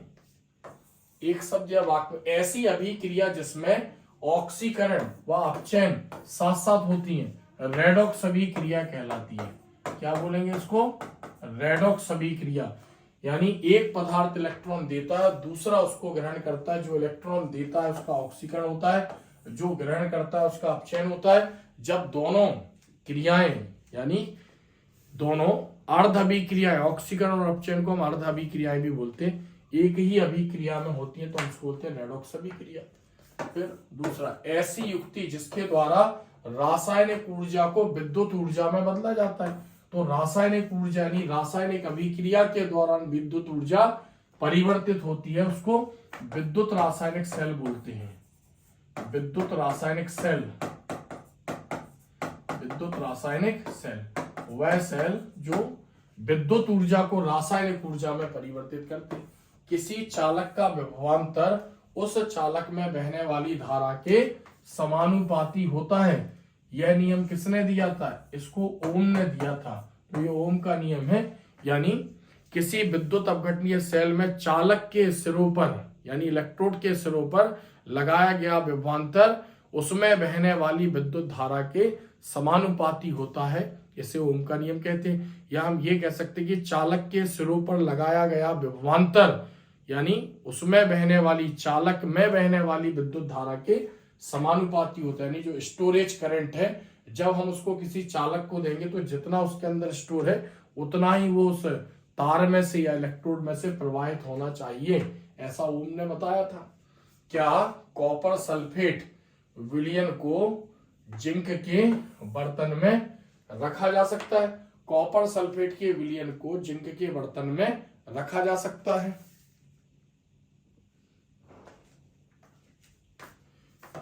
क्या कॉपर सल्फेट विलयन को जिंक के बर्तन में रखा जाता है? जिंक के बर्तन में नहीं रख सकते।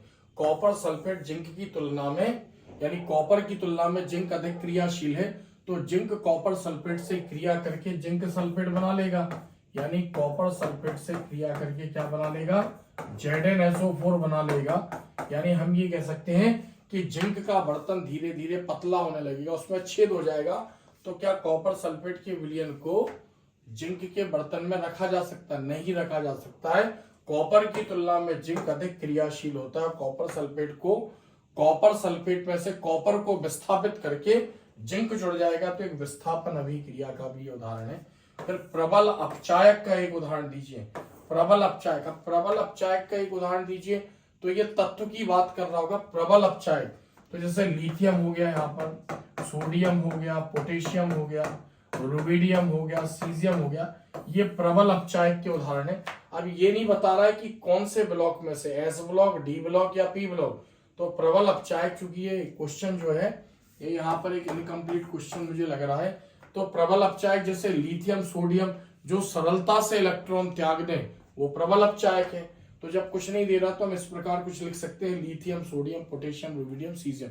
प्रथम समूह के तत्वों को हम जो क्षार धातुएं कहते हैं, मिट्टी के तेल में रखा जाता है, क्योंकि तुरंत इलेक्ट्रॉन देती हैं और क्रिया कर लेती है। नम वायुमंडल जिसमें ऐसा वायुमंडल जिसमें पानी हो, पानी की वाष्पें हो, या रासायनिक अभिकर्मकों द्वारा धातुओं का, रासायनिक अभिकर्मक जैसे एसिड हो गए, बेस हो गए, धातुओं का धीरे धीरे नष्ट होना क्या कहलाता है? संक्षारण कहलाता है। जब धातुओं को जो रासायनिक पदार्थ है जैसे अम्ल के संपर्क में रखेंगे या नम वायु में रखेंगे, तो वो धीरे धीरे धातुओं की सतह पर जमा होकर उससे क्रिया करने लगते हैं, और यह क्रिया संक्षारण कहलाती है। 7वां क्वेश्चन यहां पर देखते हैं। किसी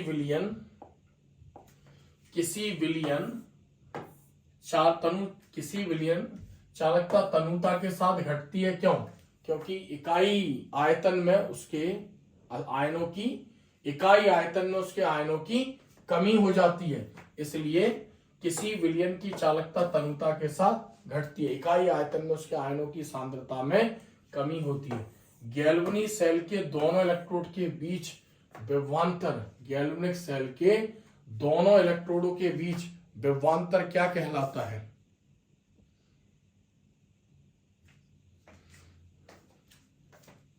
गैल्वनी सेल के दोनों इलेक्ट्रोड के बीच का विभवांतर क्या कहलाता है? तो दोनों इलेक्ट्रोड के बीच का विभवांतर सेल विभव कहलाता है। इसको सेल पोटेंशियल बोलते हैं।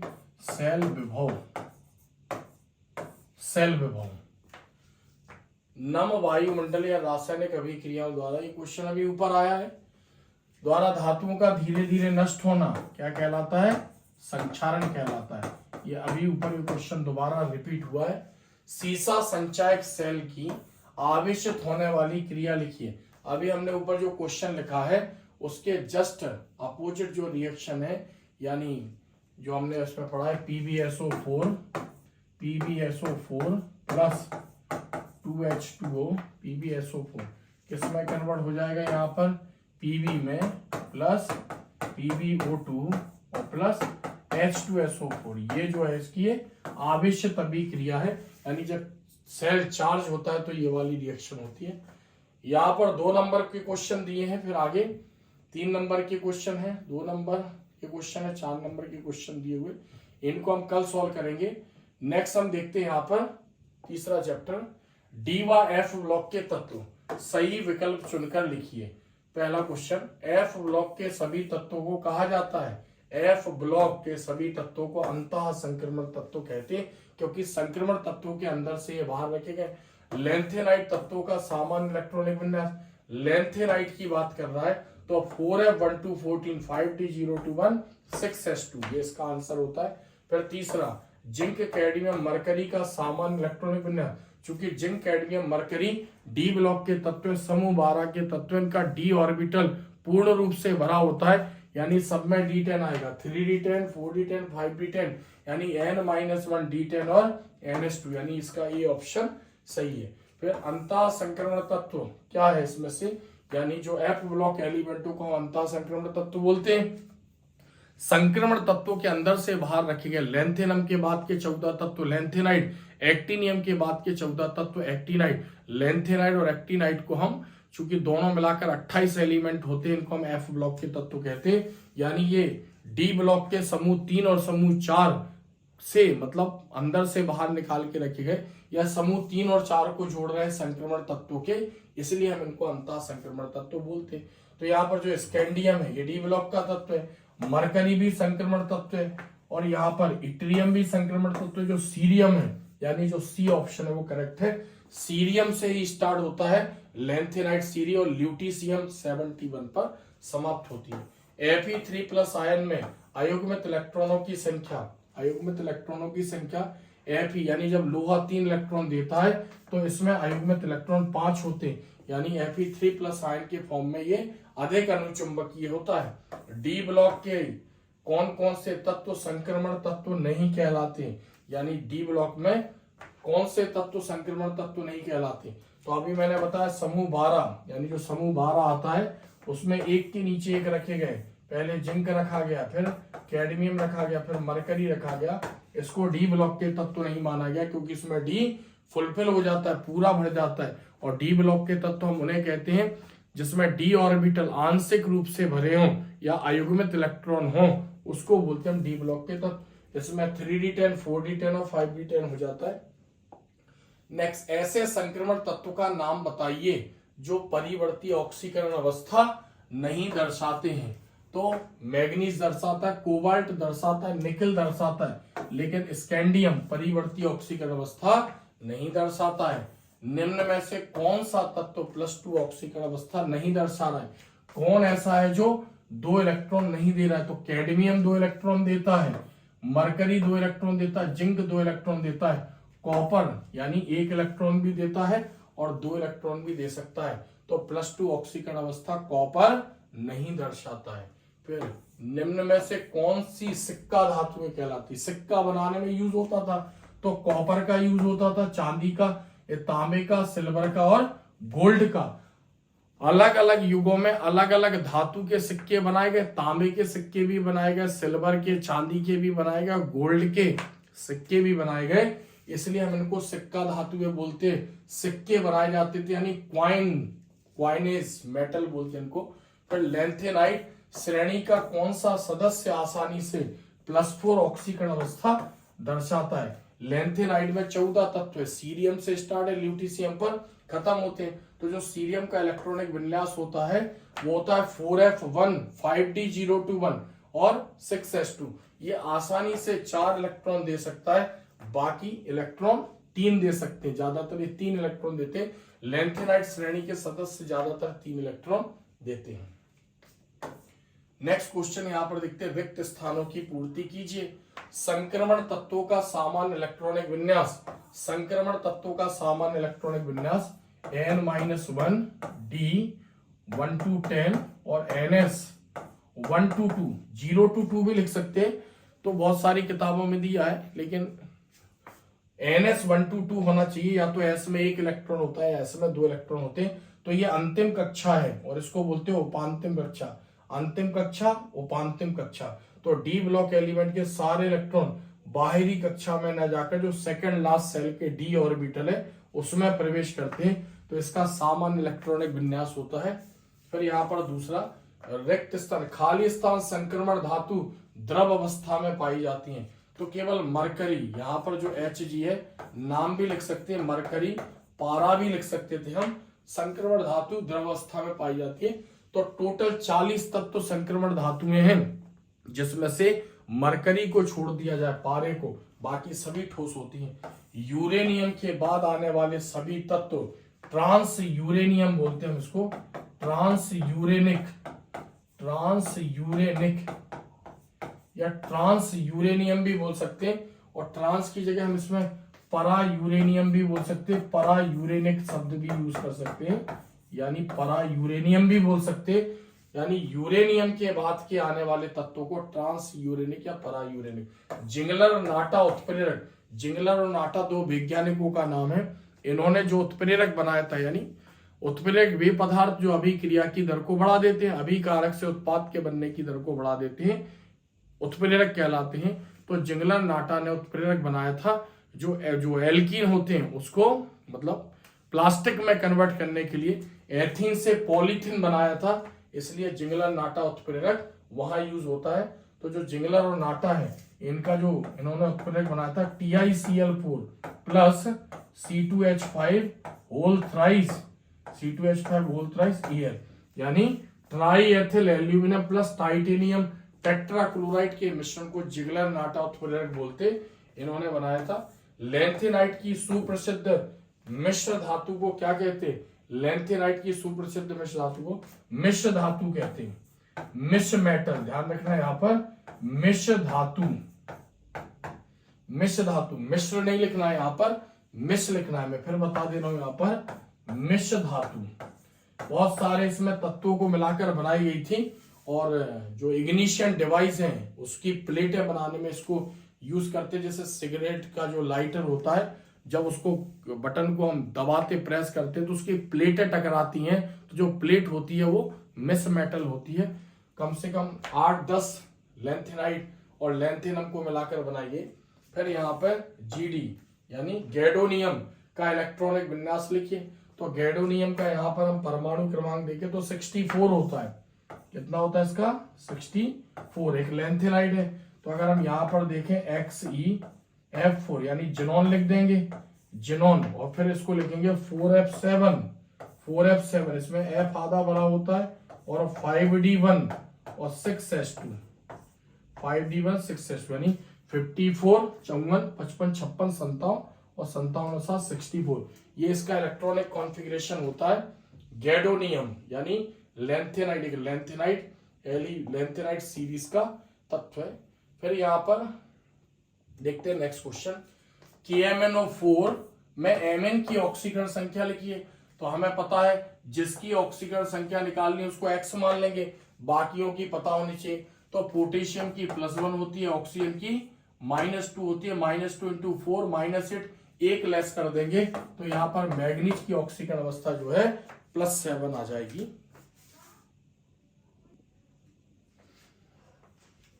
Zn केवल खाली स्थान ऑक्सीकरण अवस्था प्रदर्शित करता है। जिंक हमेशा 2 इलेक्ट्रॉन देता है क्योंकि जिंक का d ऑर्बिटल पूरा भरा होता है, यानी 3d10 और 4s2।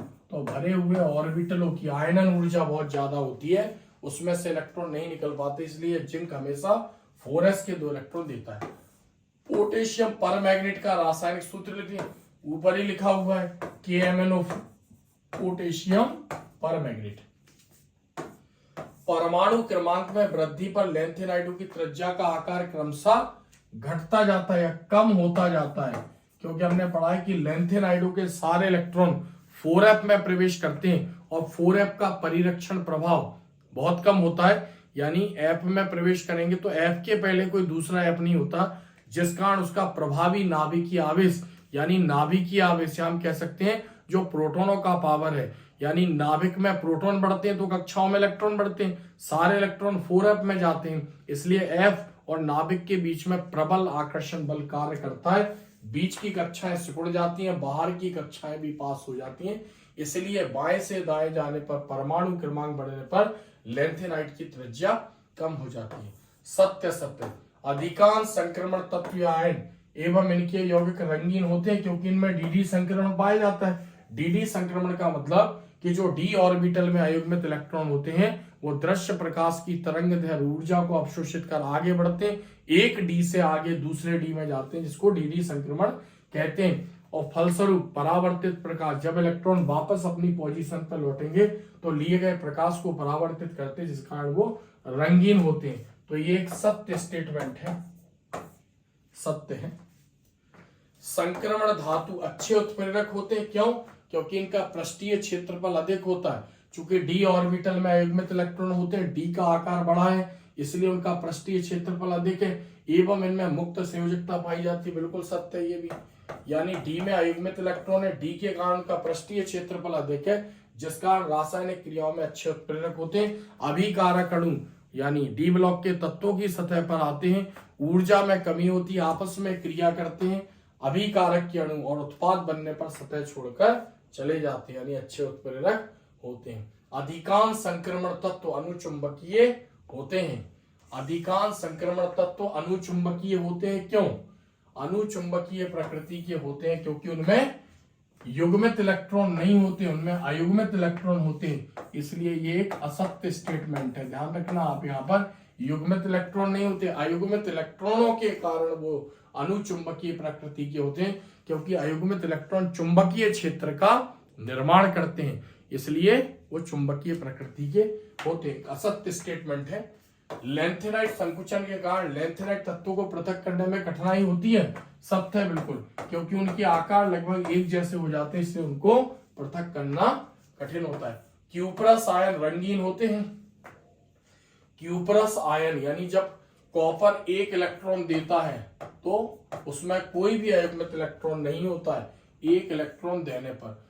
क्यूपरिक आयन जब दो इलेक्ट्रॉन देता है तो उसमें एक अयुग्मित इलेक्ट्रॉन होता है, यानी क्यूपरिक आयन नीले रंग का दिखाई देता है या रंगीन होता है। एक सत्य स्टेटमेंट है, क्योंकि जो रंग है वो भी अयुग्मित इलेक्ट्रॉनों पर निर्भर करेगा। अयुग्मित इलेक्ट्रॉन दृश्य क्षेत्र की ऊर्जा को अवशोषित करते हैं, आगे बढ़ते हैं और लिए गए प्रकाश के जो उसका कॉम्प्लीमेंट्री कलर है उसको यानी उसके विपरीत रंग को यानी परावर्तित कर वापस अपनी जगह पर लौटते, इसलिए वो रंगीन दिखाई देते।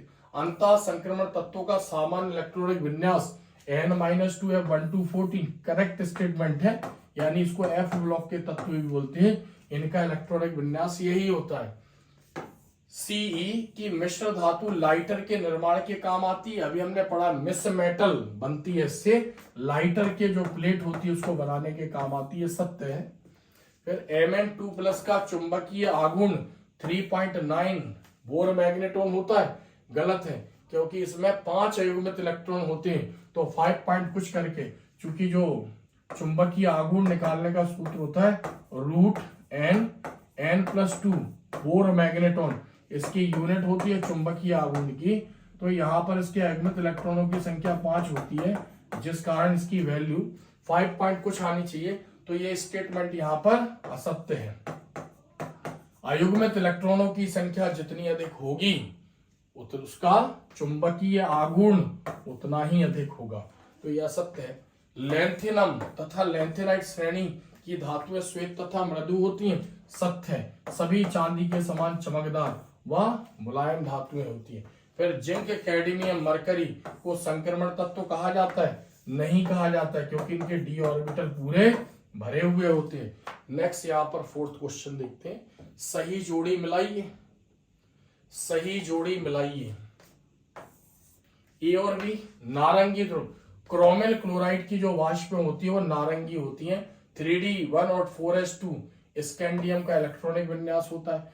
पीएम जो है वो रेडियोधर्मी और लेंथेनाइट श्रेणी का तत्व है। इसको छोड़कर बाकी सभी लेंथेनाइट नॉन रेडियो एक्टिव होती है, और रेडियो एक्टिव प्रकृति के होते हैं, और रेडियो एक्टिव प्रकृति के होते हैं। जो जिंक होता है इसके लवण रंगहीन होते हैं, क्योंकि जिंक का डी ऑर्बिटल पूरा भरा है और डी में अयुग्मित इलेक्ट्रॉन होने चाहिए, तब कहीं जाके उसके रंग के लिए रेस्पॉन्सिबल होते हैं, उत्तरदायी होते हैं। पायरोलूसाइट एस्क MnO2 होता है, MnO2 पायरोलूसाइट एस्क से ही पोटेशियम परमैंगनेट बनाया जाता है, तो ये इसके आंसर है।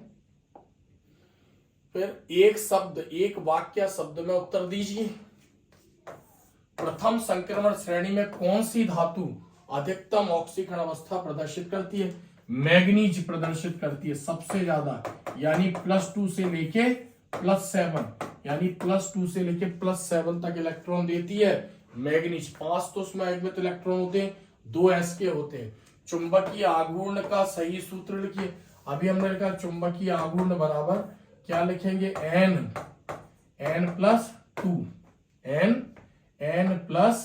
ये चुंबकीय आघूर्ण, यूनिट क्या होती है? बोर मैग्नेटॉन, ये इसका सूत्र होता है। इसके माध्यम से चुंबकीय आघूर्ण निकाला जाता है। Cu2+ आयन में कितने अयुग्मित इलेक्ट्रॉन होते हैं? तो जो कॉपर का ये कोबाल्ट का जो एटॉमिक नंबर होता है 27, कॉन्फ़िगरेशन होता है 3d7, ठीक है, 3d7 और 4s2। तो इसने 2 इलेक्ट्रॉन दिए यानी इसका s खाली हो गया।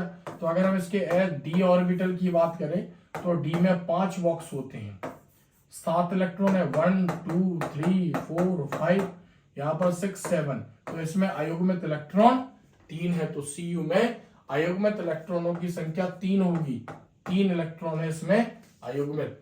3D श्रेणी का अंतिम तत्व कौन सा है? 3D श्रेणी स्कैंडियम से स्टार्ट है, जिंक पर समाप्त है, तो इसका अंतिम तत्व जिंक होगा जिसका एटॉमिक नंबर 30 होता है। फिर Cr क्रोमियम परमाणु का सही इलेक्ट्रॉनिक विन्यास लिखिए। तो यह आपबाउ के नियम का पालन नहीं करता है। जो क्रोमियम होता है वो आपबाउ के नियम का पालन नहीं करता है। तो क्रोमियम का जो एटॉमिक नंबर होता है परमाणु क्रमांक 24 होता है, 1s2 2s2 2p6 3s2 फिर 3p6 3p6 फिर यहाँ पर 4s2 4s1 और 3d5। ये इसका इलेक्ट्रॉनिक कॉन्फ़िगरेशन होता है। यानी s का एक इलेक्ट्रॉन निकलकर d में चला जाता है, यानी आपबाउ का ये मतलब पालन नहीं करता है। उसके लिए एक अलग से स्टेटमेंट दिया गया था कि या तो उपकोष के ऑर्बिटल आधे भर जाएं या पूरे भर जाएं, दोनों अवस्थाओं में वो स्थायी रहते हैं। तो इसमें पहले वो अधूरा भरा हुआ था, लेकिन यहाँ पर s भी आधा भरा है और 3d भी आधा भरा हुआ है। फिर यहाँ पर क्रोमियम 2+ और Fe2+ में से कौन प्रबलतम अपचायक है? यानी प्रबलतम अपचायक कौन सा है? तो यहाँ पर क्रोमियम प्रबलतम अपचायक है, क्योंकि इसकी टेंडेंसी इलेक्ट्रॉन देने की होती है, इसकी टेंडेंसी इलेक्ट्रॉन लेने की होती है। फिर लेंथेनाइट, तो यहाँ पर ऑप्शन जो होगा वो Cr2+ आना चाहिए, क्योंकि इसके मानक इलेक्ट्रोड विभव का मान ऋणात्मक होता है। लेंथेनाइट की कौन सी ऑक्सीकरण अवस्था अधिक स्थायी होती है? लेंथेनाइट। सभी लेंथेनाइट 3 इलेक्ट्रॉन देते हैं, क्योंकि लेंथेनाइट का कॉन्फ़िगरेशन कितना होता है? 4f12 14 5d 021 और 6s2 होता है। तो ज्यादातर ये s के 2 इलेक्ट्रॉन और d का 1 इलेक्ट्रॉन देती हैं, इसलिए इनकी स्थायी ऑक्सीकरण अवस्था s3 होती है। फिर गैडोनियम Cd(Gd2+) का इलेक्ट्रॉनिक विन्यास लिखिए। तो जब इसने 2 इलेक्ट्रॉन दे दिए तो जिनॉन 54, इसका जो होता है 4f तो पूरा आधा भरा हुआ है और 5d में 1 इलेक्ट्रॉन है, और जो इसका 6s होता है वो 2 इलेक्ट्रॉन दे देता है। तो ये इसका कॉन्फ़िगरेशन होगा, जिनॉन 54 4f7 5d 1। लेंथेनाइट तत्वों का सामान्य इलेक्ट्रॉनिक विन्यास लिखिए। तो लेंथेनाइट का सामान्य इलेक्ट्रॉनिक विन्यास ये अभी हमने बताया, 4f12 14 5d021 और 6s2, ये इसका इलेक्ट्रॉनिक विन्यास है। फिर पायरोलूसाइट अयस्क का सही सूत्र लिखिए। पायरोलूसाइट, तो पायरोलूसाइट मैग्नीज धातु का एक अयस्क है, MnO2, तो इसका सही सूत्र है MnO2।